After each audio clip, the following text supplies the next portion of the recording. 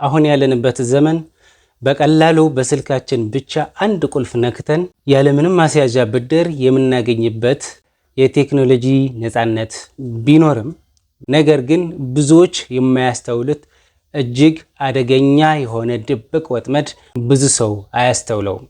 በዚህ ቪዲዮ ያለምንም ማስያዣ ብድር በዲጂታል አበዳሪ ተቋማት ወይም ደግሞ በዲጂታል ብድር ያሉትን አደገኛ የሆኑ ድብቅ ወጥመዶች በዝርዝር እነግራችኋለሁ።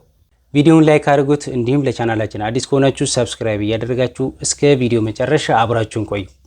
ብድር እጅግ አስፈላጊ ነው። ዲጂታል ብድር ደግሞ እጅግ ወሳኝ፣ ፈጣን፣ ብዙ ቢሮክራሲ የሌለው የባንክ ፕሮሰስ ምናምን የማያስፈልግ እጅግ ፈጣንና በሰከንዶች ውስጥ ማግኘት የሚቻል ብድር በመሆኑ እጅግ ወሳኝ ብድር ያደርገዋል። ነገር ግን በዚህ ዲጂታል ብድር ስንበደር ያሉ ወጥመዶች ምን ምን ናቸው የሚለው እኔ አንደኛ፣ ብዙ ሰው ሲበደር ተርምስ ኤንድ ታሪፍስ ወይ ደግሞ ኮንትራክት የሚል አለ፣ አግሪመንት ወይ ደግሞ ስንበደር ገና የብድር ሪኩዌስታችን በስልካችን ስንገባ ከመስጠቱ በፊት ምን ይጠይቃል? አግሪመንት ወይ ደግሞ ተርምስ ኤንድ ታሪፍስ የሚል ጽሑፍ አለ፣ ቲክ የምትደረግ ማለት ነው። እሷን በደንብ አናነባትም። እዛ ላይ ምን አለ?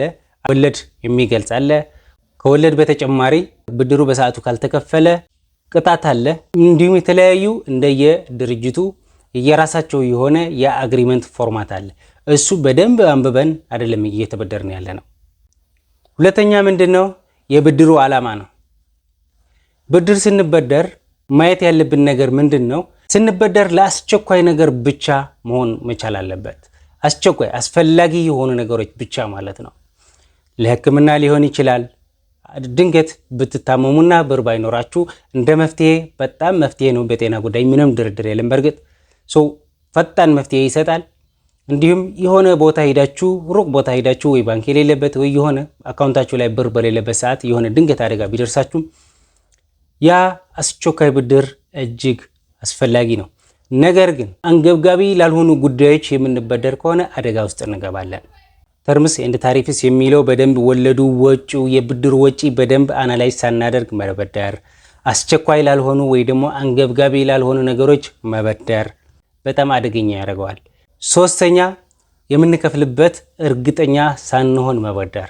ለምሳሌ በዚህ ወር ብድር ለአንድ ወር ብለን ከተበደርን በወሩ መጨረሻ የሆነ ገቢ ወይ የምናገኘው ብር ከሌለ በጣም አደገኛ ያደርገዋል። ምክንያቱም ያ ብር በሰዓቱ ካልመጣ ሳትከፍሉ ከቆያችሁ ለሳምንት ብላችሁ ለአንድ ወር ብላችሁ ሳትከፍሉ ብትቆዩ በአመት እስከ 60%፣ 70%፣ 80% ወለድ ትከፍላላችሁ። በጣም ከፍተኛ ወለድ ነው ያለው። ይሄንን ነገር በደንብ አስተውሉ ፕሊስ። 1000 ብር ተበድራችሁ 1900 ብር ሁላ ልትከፍሉ ትችላላችሁ፣ እጥፍ ማለት ነው። ስለዚህ እዚህ ላይ እነዚህ 3 ነገሮች በደንብ አስተውላችሁ መበደር አለባችሁ። ብድር አስፈላጊ ነው። ነገር ግን ምን ይፈልጋል? ብድሩ ለአስፈላጊ ጉዳዮች መዋል አለበት፣ እንዲሁም በሰዓቱ መከፈል አለበት። አለበለዚያ ምን ይሆናል?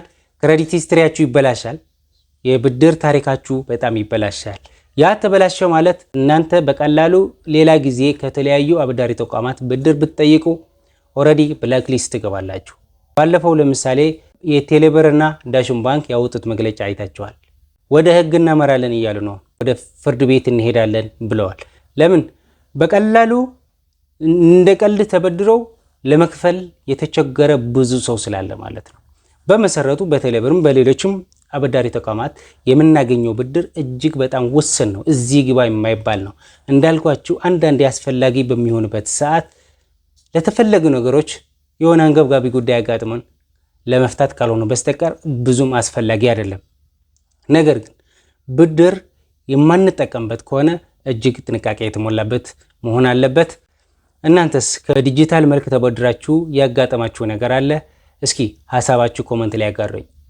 አብራችሁን ስለቆያችሁ ከልብ አመሰግናለሁ። በቀጣይ በእንደዚህ አይነት ርዕስ እስክንገናኝ መልካምን ሁሉ ለእናንተ አመሰግናለሁ።